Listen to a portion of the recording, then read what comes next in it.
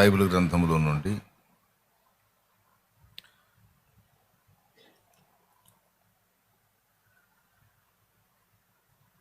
కొలసై పత్రిక, కొలసైలకు రాసినటువంటి పత్రిక 3వ అధ్యాయము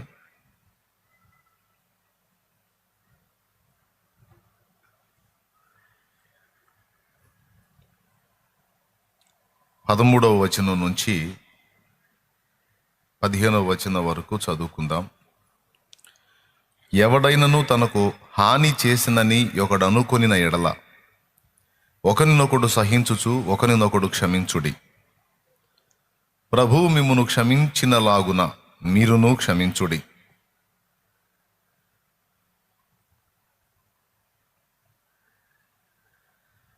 వీటన్నిటిపైన పరిపూర్ణతకు అనుబంధమైన ప్రేమను ధరించుకొనుడి. క్రీస్తు అనుగ్రహించు సమాధానము మీ హృదయములలో ఏలుచుండనియుడి. ఇందుకొరకే మీరొక్క శరీరముగా పిలవబడితిరి మరియు కృతజ్ఞులై ఉండుడి. చదువుకున్న వాక్య భాగాన్ని మళ్ళీ ఒక్కసారి పరిశీలించుకుందాం. ఎవడైనను తనకు హాని చేసినని అనుకుని ఎడల ఒకరినొకడు సహించుచు ఒకరినొకడు క్షమించుడి. ప్రభువు మిమ్మును క్షమించినలాగున మీరును క్షమించుడి. ఎలా క్షమించమంటున్నాడో, ఆ క్షమించడానికి ఎవరిని మాదిరిగా చూపిస్తున్నాడో మీరు గమనించాలి. ఎవడైనను మీకు హాని చేశాడని మీరు అనుకుంటే ఒకరినొకడు క్షమించండి అన్నాడు. ఎలా క్షమిస్తారు, ఎలా సహిస్తారు అంటే, ప్రభు మిమ్మల్ని క్షమించి సహిస్తున్నట్లు మీరు కూడా ఇతరులను క్షమించి సహించండి అన్నాడు. బాగుంది. రెండోది, వీటన్నిటిపైన పరిపూర్ణతకు అనుబంధమైన ప్రేమను ధరించుకోండి. ఆ మధ్యకాలంలో ఒకసారి చెప్పాను, నేను ఏదో ధరించాలని చెప్పాను. నేను స్త్రీల గురించి చెప్తూ సత్క్రియలు అను వస్త్రము మీరు ధరించుకోండి అనే మాట ఒకటి చెప్పాను నేను. తర్వాత సాధువైనట్టియు మృదువైనట్టియు గుణమును అక్షయాలంకారము చేత మిమ్మల్ని మీరు అలంకరించుకొనుడి అని. ఇక్కడ ఏమంటున్నాడంటే, వీటన్నిటికీ పైన పరిపూర్ణతకు అనుబంధమైన ప్రేమను ధరించుకొనుడి అన్నాడు. ఆ తర్వాత అన్నమాట, క్రీస్తు అనుగ్రహించు సమాధానము మీ హృదయములలో ఏలుచుండనీయుడి. ఇందుకొరకే మీరొక్క శరీరముగా పిలవబడితిరి మరియు కృతజ్ఞులై ఉండుడి అన్నాడు. ఇప్పుడు పైన చెప్పినవన్నీ మీకేం మర్మాలేం కాదు, మీకు ఈజీగా అర్థమవుతాయి. ఈ లోకంలో నువ్వు ఉంటున్నావు, బాగా వినండి, ఈ లోకంలో నువ్వు ఉంటున్నావు, నీ ఇంట్లో వాళ్ళు కావచ్చు, బయట వాళ్ళు కావచ్చు, అందరూ నీకు ఫేవర్గా ఉండరు, ఫేవర్ చేయరు. కొంతమంది నిన్ను ప్రేమించి నీకు మంచి చేసేవాళ్ళు ఉంటే, కొంతమంది నీకు ఇబ్బందులు కల్పించే వాళ్ళు కూడా ఉంటారు, హాని చేసేవాళ్ళు కూడా ఉంటారు. నువ్వు బాధపడే విధంగా ప్రవర్తించే వాళ్ళు కూడా కొంతమంది ఉంటారు ఈ సమాజంలో. అది నీ ఇంట్లో కావచ్చు, సమాజంలో కావచ్చు, ఉంటారు. అలాంటి శాల్తీలు నీకు తగిలినప్పుడు నువ్వు ఎలా రియాక్ట్ అవుతావు అంటే, ఒక సామాన్యుడిలాగా నువ్వు స్పందించొద్దు. అలాంటి వ్యక్తులు నీకు తారసపడినప్పుడు ఫస్ట్ దేవుని ముందు నువ్వెలా ఉన్నావో చూసుకో. దేవుడు నిన్ను ఎలా క్షమించి భరిస్తున్నాడో అది గుర్తు చేసుకొని, నీకు హాని ఇబ్బంది కలిగించి నిన్ను శోధించినటువంటి వ్యక్తుల విషయంలో కూడా అలాగనే సహించి క్షమించు. ఎందుకంటే ప్రభువు నీకు మాదిరి. నువ్వు చేసిన ఎన్నో అపరాధాలు, పొరపాట్లు ఆయన నీ విషయమై క్షమించినప్పుడు నీవు కూడా నీ సాటి వారిని, తోటి వారిని ఆయనకు మళ్ళీ క్షమించాలి, సహించాలి అనే పాఠాన్ని నేర్పుతున్నాడు. మళ్ళీ చెప్తున్నాను, అందరూ మనకు అనుకూలంగా ఉండేవాళ్ళు ఉండరు. ఇంటా బయట మనల్ని నొప్పించేవాళ్ళు, అభ్యంతరకరంగా నడుచుకునేవాళ్ళు, బాధ పెట్టేవాళ్ళు, మాటల చేత గాయపరిచేవాళ్ళు, ఏదో ఒక విధంగా మనల్ని హాని తలపెట్టే రకాలు కూడా ఉంటారు. అలాంటి వాళ్ళని మీరు సహించండి, క్షమించండి. అని చెప్తూ అన్నిటికి పైన ప్రేమను ధరించుకోండి అన్నాడు. ప్రేమ మీ నిలువెల్ల కప్పి ఉంచాలి, ప్రేమతో నిండిన వారై ఉండాలి, మీరు ప్రేమ చేత కప్పబడిన వారై ఉండాలి, అక్కడ రాజీ పడొద్దు అన్నాడు. ఇది ఏముందిలే అనుకుంటాం మనం, కానీ ఈ మూడు మాటలు రేపు జడ్జిమెంట్లోకి దేవుడు మనల్ని తీసుకొచ్చి నిలబెట్టినప్పుడు ఖచ్చితంగా పట్టించుకుంటాడు. నువ్వు సహించలేదనుకో, నీ విషయంలో ఆయన కూడా సహించలేడు. నువ్వు క్షమించలేదనుకో, ఆయన కూడా నిన్ను క్షమించడం సాధ్యపడదు. ఈ మాట స్పష్టంగా యేసయ్యే చెప్పాడు. క్షమించుడి, అప్పుడు మీరును క్షమించబడుదురు అన్నాడు. అవునా? మళ్ళీ ఇంకో చోట అంటాడు, కనికరము గలవారు ధన్యులు, వారేం పొందుతారు? కనికరం పొందుతారు అన్నాడు. అంటే ఎదుటివారు మీద వాళ్ళు ఇబ్బందిలో ఉన్నప్పుడు కనికరం చూపటం మనకు తెలుసు. వాళ్ళు కష్టాల్లో ఉన్నప్పుడు ఏదో మనకు కలిగిన దానిలోంచి సాయం చేయటం, కనికరం చూపటం అని మనకు తెలుసు. కానీ మన ఎడల తప్పు, మనకు హాని చేసిన వాళ్ళని కూడా క్షమించే విషయంలో కనికరం అవసరమైందన్న సంగతి మనకు అంతగా గ్రహింపు ఉండదు. కానీ అక్కడ కూడా కనికరం అవసరం. కనికరించి వదిలేయటం, కనికరించి పోనీలే అనుకోవటం. కనికరము గలవాడు కనికరించబడతాడు. అలాగే కనికరము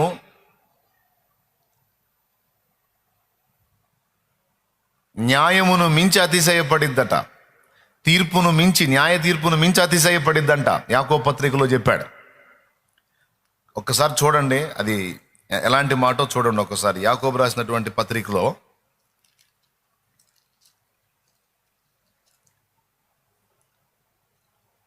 2వ అధ్యాయంలో, మీ ఎడల పొరపాటు చేసిన వారిని, మీకు హాని తలపెట్టిన వారిని సహించటం, కనికరించటం, క్షమించటం అనే వాటిని మీరు సాధన చేయండి, లేకపోతే రేపు పగిలిపోద్దని చెబుతున్నాడు. నా భాషలో చెప్పాలంటే ఆడవాళ్ళకి మగవాళ్ళకి అందరికీ చెబుతున్న ముఖం పగిలిపోయే తీర్పు వచ్చింది రేపు. అక్కడ జడ్జిమెంట్ భయంకరంగా ఉంటుంది. దేవుని మాటలను ఎప్పుడు తేలిగ్గా తీసుకోవద్దు. సావు మూడినోళ్ళే తేలిగ్గా తీసుకుంటారు. మరి ఇలాంటి కీలకమైన మాటలు అస్సలు తేలిగ్గా తీసుకోవద్దు. మొత్తం రాయబడుతుంది మన బతుకంతా, దేవుని దగ్గర గ్రంథస్థం చేయబడుతుంది మన జీవితం అంతా. అందుకే ఈ అంశాలను తక్కువ అంచనా వేయొద్దు. మొట్టమొదటిది, ఒకరినొకడు సహించండి. ఆడ హాని చేసినా సరే, అవకాశం ఉన్నంత వరకు, అనుకూలత ఉన్నంత వరకు వాడిని సహించు, వాడితో సమాధానంగా ఉండటానికి ట్రై చేయి. రెండోది, క్షమించు, నువ్వు క్షమించబడతావు. ఇప్పుడు నువ్వు క్షమించాలంటే అవతలోడు నీ ఎడలో తప్పిదం చేసిన పరిస్థితి ఉంటేనేగా క్షమాపణ అనేది వచ్చేది నీ దగ్గర. ఎవరు నీ ఎడల ఏ తప్పు చేయకుండా, ఎవరు నిన్ను ఏ విధంగా ఇబ్బంది పెట్టకుండా, అందరూ నీకు అనుకూలంగా ఫేవర్గా ఉంటే ఇంక నువ్వు ఎవరిని క్షమిస్తావు? క్షమించే ఘట్టము నీకు రావాలంటే నిన్ను ఇబ్బంది పెట్టిన వాడు కూడా నీ జీవితంలో ఉండాలి, నిన్ను ఇబ్బంది పెట్టిన వ్యక్తి కూడా నీ జీవితంలో ఉండాలి. పాయింటే కదా? అలాంటి వాళ్ళు తారసపడినప్పుడే క్షమించుట అనే దాన్ని వాడటానికి నీకు అవకాశం ఏర్పడింది. కాబట్టి మళ్ళీ ఒకసారి చెప్తున్నా, అందరూ ఒకే విధంగా ఉండరు. కొంతమంది మనకు వ్యతిరేక పరిస్థితులు కల్పిస్తారు. అయినా మనం క్షమించుట అనే దాన్ని మనం చేయాలి. ఓకే. తర్వాత ప్రేమను కప్పుకోండి అన్నాడు, ప్రేమతో నింపబడండి అన్నాడు. కొంతమంది కపటంతో, కొంతమంది ద్వేషంతో, కొంతమంది ఈర్ష్యతో, అపోస్తలుల ద్వారా దేవుడు అద్భుతాలు చేస్తుంటే, వాళ్ళ ద్వారా దేవుడు మహిమపరచబడుతుంటే, శాస్త్రులు పరిసయ్యులు ఈర్ష్యతో నిండుకున్నారని రాస్తుంది. కొంతమంది ఎప్పుడు కోపంతో నిండి ఉంటారు, కొంతమంది ఈర్ష్యాద్వేషాలతో నిండి ఉంటారు, కొంతమంది అసూయ మత్సరాలతో నిండి ఉంటారు, కొంతమంది కపటంతో నిండి ఉంటారు. అయితే మీరు వాటితో వేటితో కాదు, మీరు దేవుని ప్రేమతో నింపబడి ఉండండి, ప్రేమతో నింపబడి ఉండండి, ప్రేమతో నింపబడి ఉండండి అన్నాడు. దాన్నే సాధన చేయండి. అదంత తేలికైన విషయం అయితే కాదు. ఆ మాట కొరింథీ పత్రికలో చెప్తాడు. 1 కొరింథీ పత్రిక 14వ అధ్యాయం 1వ వచనంలో అంటాడు, ప్రేమ కలిగి ఉండటానికి కష్టపడండి అంటాడు. ప్రేమ కలిగి ఉంటేనే కష్టపడటం ఏంటి అనుకుంటున్నారు? కష్టపడాల్సిందే. ఎందుకంటే మనల్ని ప్రేమించే వాళ్ళని ప్రేమించడం మనకు సులువే, కానీ మనల్ని ఇబ్బంది పెట్టే వాళ్ళ ఎడల ప్రేమ కలిగి ఉండటం మహా కష్టం. అవకాశం ఉన్నంత వరకు వాడిని దెబ్బ కొట్టడానికి చూస్తాం మనం, అంతేగాని వాడిని ప్రేమించడం మన వల్ల కాదు. కానీ అందుకే అక్కడ చెప్తున్నాడు అన్నమాట, ఏమని? 1 కొరింథీ పత్రిక 14:1, ప్రేమ కలిగి ఉండుటకు ప్రయాసపడండి. హెబ్రీ పత్రిక 13వ అధ్యాయంలో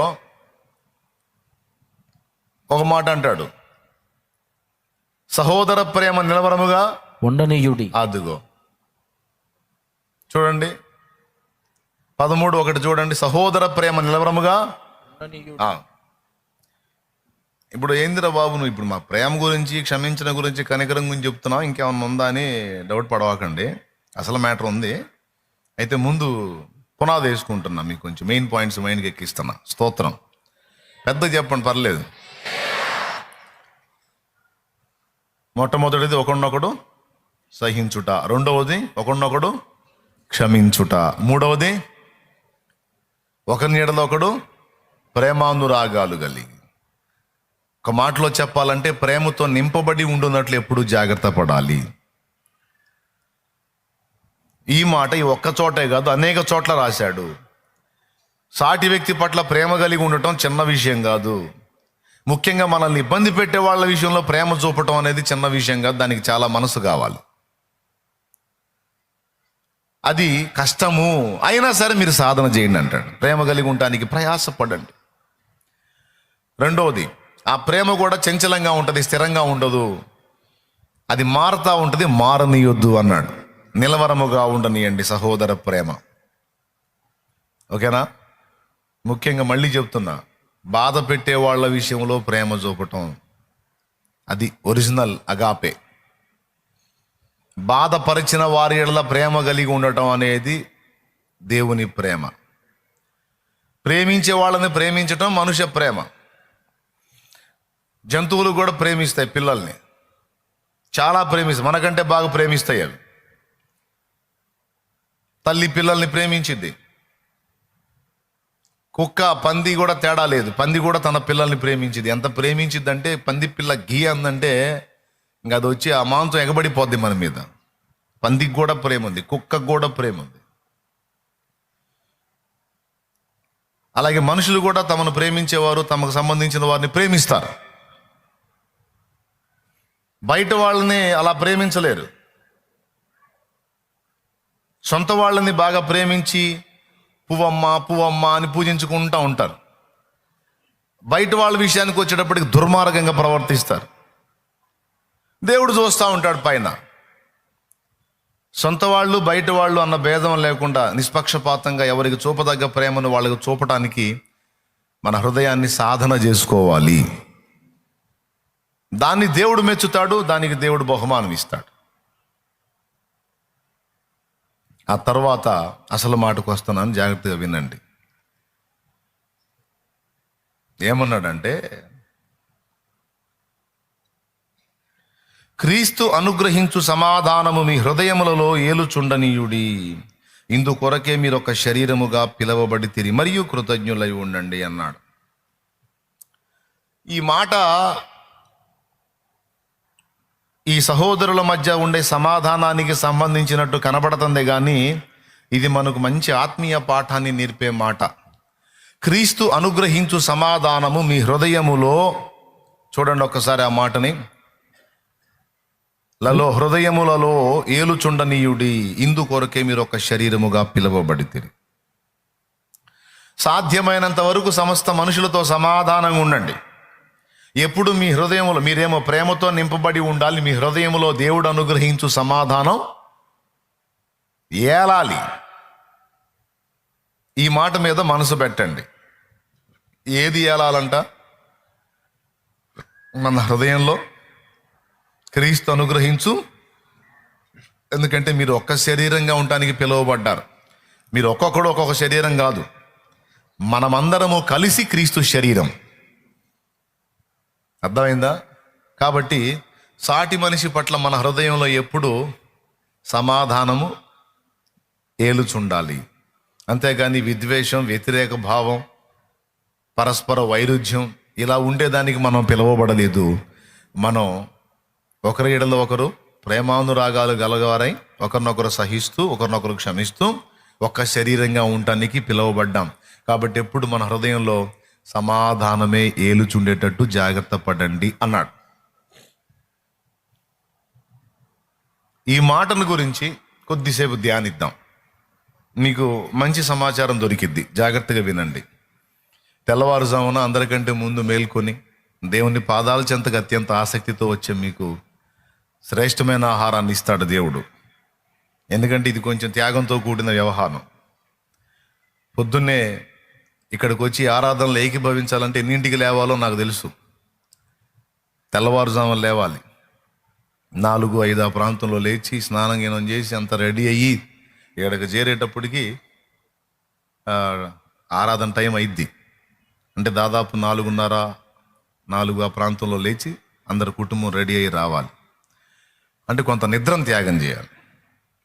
అది విడి రోజుల్లో అందుకు 7 దాకా వండుకుంటాం, 6 దాకా వండుకుంటాం.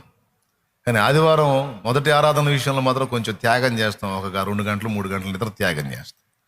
కాస్త అయినా త్యాగం ఉంది కాబట్టి దేవుడు మనల్ని ఒట్టికి వదిలేడు, మనకు ఉపయోగపడే విషయాలు అందిస్తాడు శ్రేష్టంగా. ఈరోజు నేను అందించేటువంటి ఈ విషయాన్ని మీరు కానీ సాధన చేసినట్లయితే, అభ్యాసం చేసినట్లయితే మీ ఆత్మీయ జీవితానికి చాలా ఉపయోగపడుద్ది.